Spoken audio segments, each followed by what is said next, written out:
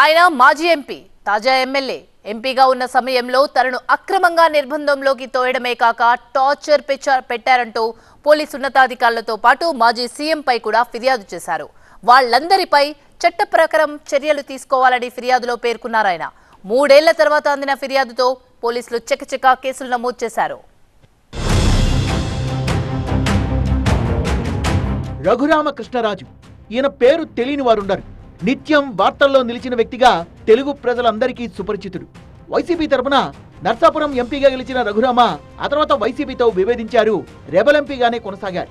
ఆ తర్వాత వైసీపీ నుంచి బయటకొచ్చిన ఆయన 2024 అసెంబ్లీ ఎన్నికల్లో టీడీపీ టికెట్ పై ఎమ్మెల్యేగా పోటీ చేసి గెలుపొందారు. రఘురామకృష్ణరాజు ఎంపీగా కొనసాగుతున్న సమయంలోనే 2021 మే 14న ఏపీ సిఐడి పోలీసులు ఆయనపై కేసు నమోదు చేశారు. ప్రభుత్వాన్ని అస్థిరపరిచేలా కుట్రలు పన్నుతున్నారని, సామాజిక వర్గాల మధ్య విద్వేషాలు రెచ్చగొట్టేలా మాట్లాడారని section 124A, 153A, 505 red with 120B కింద కేసు పెట్టారు. ఆ సమయంలో హైదరాబాద్ లో ఉన్న రఘురామకృష్ణరాజును సిఐడి పోలీసులు అదుపులోకి తీసుకుని హైదరాబాద్ నుంచి గుంటూరు సిఐడి కార్యాలయానికి ఆయన తరలించారు. రాత్రి సిఐడి కార్యాలయంలోనే ఉంచి విచారించారు. ఆ తర్వాత రోజు సాయంత్రం గుంటూరు కోర్టులో ఆయన హాజరుపరిచారు. తనకు హార్ట్ ఆపరేషన్ జరిగిందని, సిఐడి కార్యాలయంలో తనపై 3rd డిగ్రీ ప్రయోగించారని, తన కాళ్లపై ఉన్న గాయాల్ని రఘురామకృష్ణరాజు జడ్జికి చూపించారు. దీంతో వైద్య పరీక్షలు నిర్వహించాలని న్యాయమూర్తి ఆదేశించారు. గుంటూరు జిల్లా జీజీహెచ్ లో వైద్య పరీక్షలు నిర్వహించాక ఎలాంటి గాయాలు లేవని ఇప్పటి ఆసుపత్రి సూపరింటెండెంట్ ప్రభావతి నివేదిక ఇచ్చారు.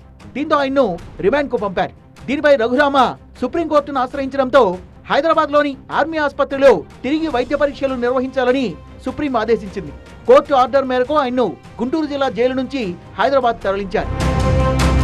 ఎంపీగా ఉన్న తనను అరెస్ట్ చేసే సమయంలో కనీస నిబంధనల్ని పాటించలేదని, హైదరాబాద్ నుంచి గుంటూరు తరలించడమే కాకుండా లోక్సభ స్పీకర్ కు కూడా సమాచారం ఇవ్వలేదని రఘురామకృష్ణరాజు ఆరోపించారు.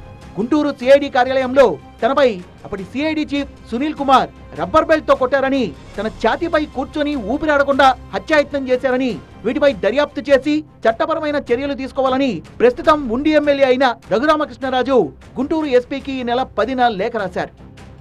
మాజీ సీఎం జగన్మోహన్ రెడ్డి ప్రోద్బలంతోనే తనపై సిఐడి అధికారులు నిబంధనలకు విరుద్ధంగా వ్యవహరించారని ఆ లేఖలో పేర్కొన్నారు.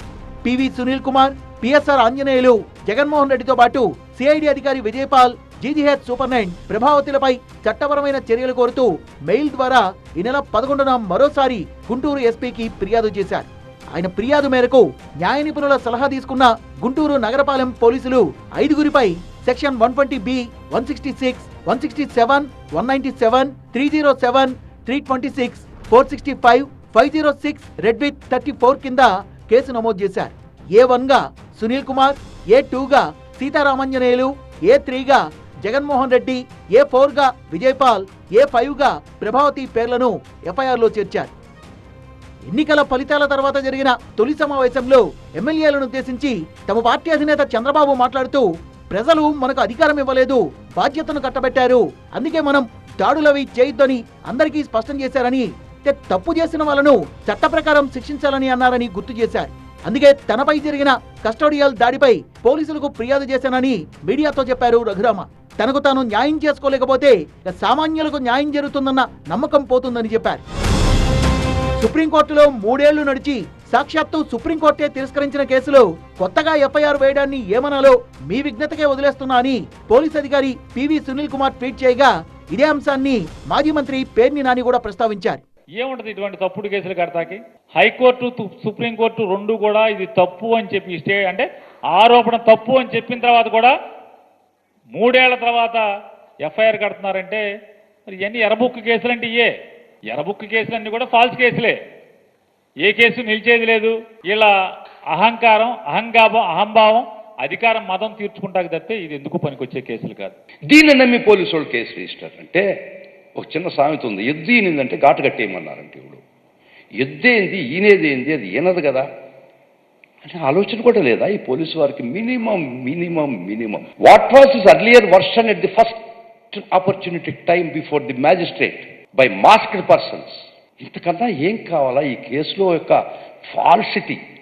ఈ కేసు దుర్మార్గమైనటువంటి పరిస్థితుల్లో మీరు ఎవరు కావాలంటే వాళ్ళు ముద్దాయిలు చేయడం ఇంతకన్నా వేరే సాదృశ్యం కావాలా?